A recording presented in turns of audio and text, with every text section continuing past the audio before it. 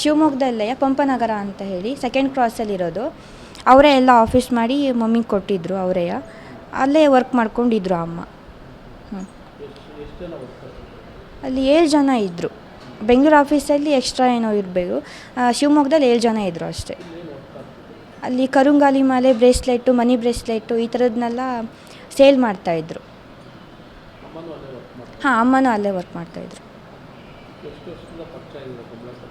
ಅದು ನನಗೆ ಗೊತ್ತಿಲ್ಲ. ರೀಸೆಂಟಾಗಿ 9 ತಿಂಗಳಾಯಿತು ನಮ್ಮನ್ನೆಲ್ಲ ಕರ್ಕೊಂಡೋಗಿ. ರೀಸೆಂಟಾಗಿ ಒಂದು 9 ತಿಂಗಳಾಗಿದೆ ಅಷ್ಟೇ. ನಾವು ಮುಂಚೆ ಸಿದ್ದಾಪುರದಲ್ಲಿ ಬಳ್ಳಟ್ಟೆ ಅಂತೇಳಿ ಕಾನ್ಗೋಡ್ ಪೋಸ್ಟ್ ಬರುತ್ತೆ, ಅಲ್ಲಿದ್ವಿ ನಾವು. ಹಾಂ, ಅಮ್ಮ ಡ್ಯಾನ್ಸ್ ಕ್ಲಾಸ್ ವರ್ಕ್ ಮಾಡ್ತಾಯಿದ್ರು. ನಾನು ಅವ್ರ ಜೊತೆನೇ ಡ್ಯಾನ್ಸ್ ಮಾಡ್ತಾಯಿದ್ದೆ.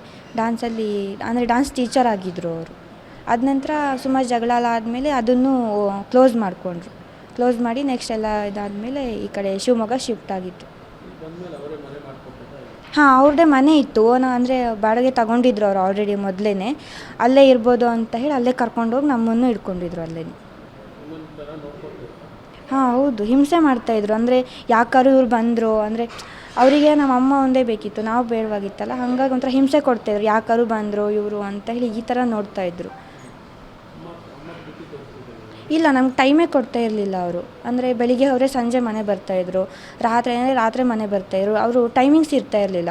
ಅಡುಗೆ ಸಹಿತ ಎಲ್ಲ ನಾನೇ ಮಾಡಿಕೊಂಡು ತಂಗಿನೂ ನಾನೇ ನೋಡ್ಕೊತಾ ಇದ್ದೆ. ಬಿಟ್ಟರೆ ಅವರು ಅಷ್ಟು ಟೈಮ್ ಕೊಡ್ತಾ ಇರಲಿಲ್ಲ ಆಗಿತ್ತು ನಮಗೆ.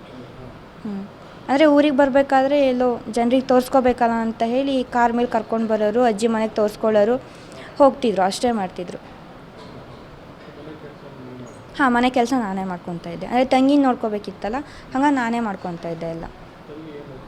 ತಂಗಿ 5th ಸ್ಟ್ಯಾಂಡರ್ಡ್ ಓದ್ತಿದ್ದಾಳೆ.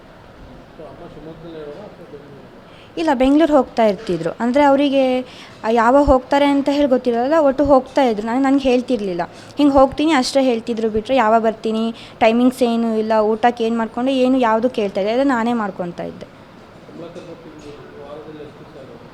ಅವ್ರು ಯಾವಾಗಲೂ ನಮ್ಮ ಮನೆಯಲ್ಲೇ ಇರ್ತಾಯಿದ್ರು.